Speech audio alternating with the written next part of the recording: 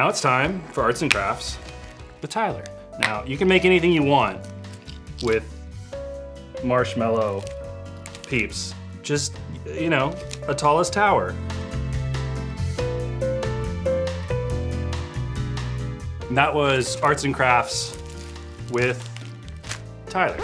In middle school, my dad's job was a salesperson. And for a little while he sold office furniture, and then for a while he sold trucks, which in middle school, as a middle school guy, was the coolest thing ever. He would sell these huge semi trucks, like the things you see on the highway that are just okay, that's a big truck. Or sometimes he would sell tow trucks. Now, what was cool about this was he would bring trucks home every once in a while. So I'd it's 4 o'clock in the afternoon. What's that in my driveway? It's a huge truck. What's that doing there? One day, he brings home the coolest truck I've ever seen. Now, I don't know if you've seen a truck like this. It was basically like a pickup truck if you took a pickup truck and multiplied it by 3. It's math. Basically, big pickup truck. I've even got a picture, I'll show you. Cool pickup truck. So that was what was sitting in my driveway, and my dad says, all right, it's time to go to youth group. It's time to go to our Wednesday night youth group, my middle school gathering at my church, and we're gonna take this pickup truck. And I think, this is the coolest thing I've ever done. So we hop in, go for a drive. My dad drops me off at church, and I can see my friends in the parking lot, and they're there, and they're like, whoa, look at that cool truck. Next thing you know, boom, I step out of the truck, and I'm like, what's up, guys? And they're like, is that your truck? Do you own that? And I'm just like, no. But it's cool, right? But just for that day, I felt so cool and so important. Now, have you ever been there? People around you knew that you were important? You were on top of the world. You were seen and you were noticed and you were valued by the people around you. Maybe your latest TikTok went viral, or you're the top scorer in your sport. Maybe you're the smartest person in your class, or you just got voted class president. Maybe you recently earned your black belt in martial arts. Now, if you've ever had an experience like that, then you know just how good it feels to be seen as important to somebody else. But if we're all honest, I think we'd also say there are places in our lives where we don't feel so important. And that feeling, it's not so awesome. It's less awesome. Maybe you're not playing as well in soccer as you'd like, or maybe you just can't understand math, but everybody else in the class seems to just get it. Maybe you feel like you're an outsider at school and you wonder if anybody even knows your name. Maybe nobody ever likes or comments on the videos you post, or nobody invites you to hang out. Things like that, they make us feel anything but important, don't they? I think the reality is that most of us probably feel unknown or unimportant at some point. We wonder if we're really noticed or seen by the other people at school or at home or even here at church. It seems like only certain people get to feel important all the time. And we're just lucky to feel important every once in a while. Now, if you've ever felt that way, first, I wanna say, I'm so glad you're here. My hope is that when you're here, you're treated with dignity and respect no matter what. My hope is that we would see all people as important and worthy of love. And second, I wanna tell you a story about somebody else who probably felt just like we do sometimes. Somebody who didn't think they were all that important. And what's cool is that as we look at this story, we'll see that Easter actually shows all of us one really big truth. We're important to the one who is most important. Today, we're actually gonna talk about the most important event in the Christian faith. And to start, we're gonna see what this incredible woman named Mary had to do with it. Now, when you hear the name Mary from the Bible, you may think immediately about Mary, the mother of Jesus. Or maybe you've heard the story of a guy named Lazarus and his sisters, Mary and Martha. Now, you might think that we're talking about one of those Marys today. You'd be wrong. Different Mary. While both of those are pretty important women in the Bible, they're not the Mary we're talking about today. This Mary may not have been the most well-known Mary, but what we're about to learn about her life is powerful. This Mary was from a small fishing village called Magdala, so she was known as Mary Magdalene. Now, here's the thing, it's actually a pretty big deal that we can talk about any of these Marys today. Because at the time they lived, women didn't have a lot of rights or freedoms or opportunities like the men did in their culture. That's actually one reason there are a lot more men talked about in the Bible than women. And that's also what made Jesus so interesting. In a culture that gave women less rights, less leadership, and less opportunities, Jesus went out of his way to value women and give them opportunities. In fact, we know that during his life and ministry, he was close to Mary Magdalene. He knew her by name. He saw her as important. We know this because some of Jesus' closest followers, Matthew, Mark, Luke, and John, recorded it for us in the Bible. And because Jesus was close to Mary Magdalene, she's included in the story we read every year at Easter. She's a part of the event that shaped our Christian faith. So, let's take a look. Mary was standing outside the tomb crying, and as she wept, she stooped and looked in. She saw two white-robed angels, one sitting at the head and the other at the foot of the place where the body of Jesus had been lying. "Dear woman, why are you crying?" the angels asked her. "Because they have taken away my Lord," she replied, "and I don't know where they have put him." So, to catch us up, Jesus had just been killed. He was crucified on a cross, which was a horrible and public death that friends like Mary Magdalene witnessed. Then he was buried in a tomb. And because she cared so much about him, Mary went to visit Jesus' grave. But what did she find? That it was empty. Empty, empty, empty! Did somebody move his body? Thinking that that happened, Mary began to weep even more. Then we learned that Mary was visited by two angels who wanted to know why she was so sad. And you're telling me, wait, angels? That's amazing. But right after that, something amazing happened that took Mary totally by surprise.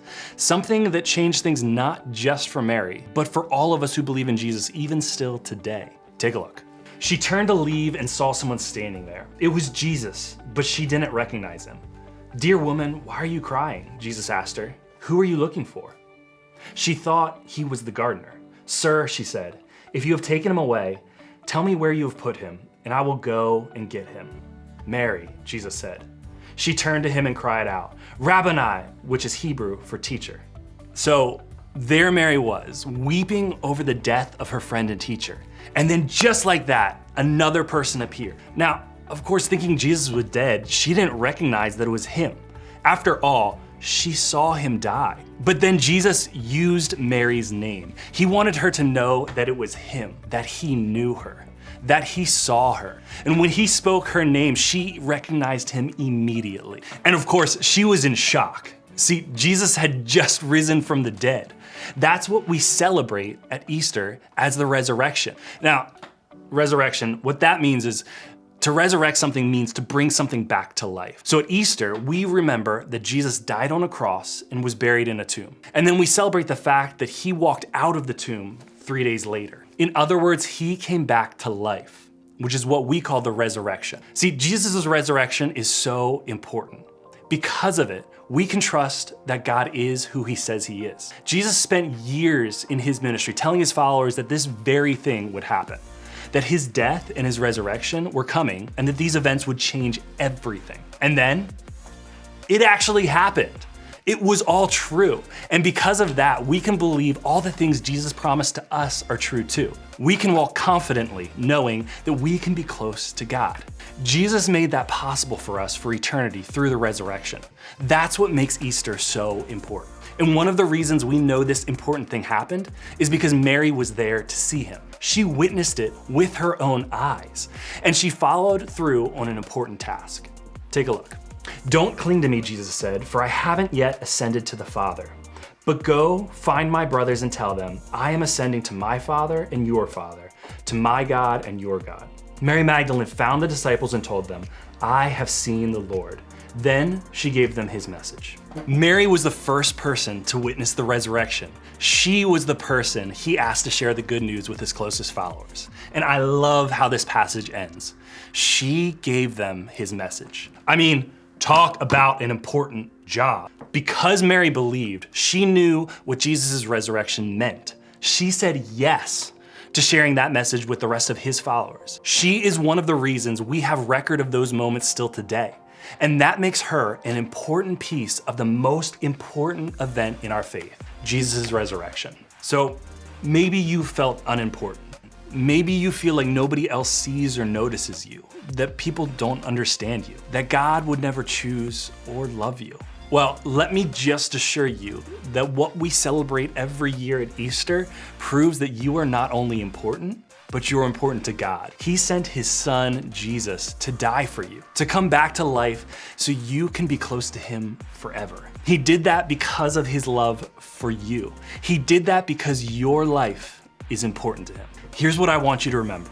Easter reminds us we're important no matter what. God chose somebody like Mary Magdalene to help spread the word about the resurrection. He chose her to be an important part of the story.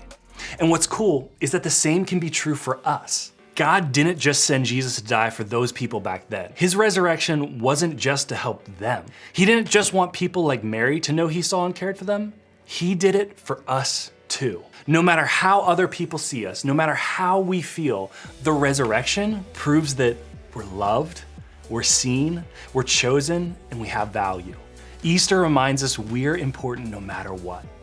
The question is, how do we begin to believe that? First, I think we need to think about how we see ourselves. Do you believe that you're important? To God? To those around you? Even to yourself? Do you talk down to yourself? Do you allow negative thoughts or words about who you are or how others see you take up space in your mind? Do you let other people treat you poorly or hurt you or talk down to you? Do you think you deserve to be treated badly because you think you're not important? Do you think God even cares about you at all? Take a moment to get honest with yourself. Think about the way you feel about yourself. Ask God to remind you this Easter that his love is for you. To him, you are seen, known, and valued. So much so that his son Jesus died and rose again just so he could be with you. And that makes you important. Next, think about how you treat others. One of the most important things we can do this Easter is show Jesus' love to others. And we can start by treating others with the same value that Jesus did. We can show people, no matter who they are, that they're important to us by listening to them, inviting them to be a part of our group, standing up for them when they're being mistreated, learning about people of different races, ethnicities, or religions, or simply saying hello in the hallway. Doing that not only shows that we care, but it gives them a glimpse of God's love working through us. It shows them they're important. Remember, Easter reminds us we're important no matter what. And one of the best places to practice this is in your group.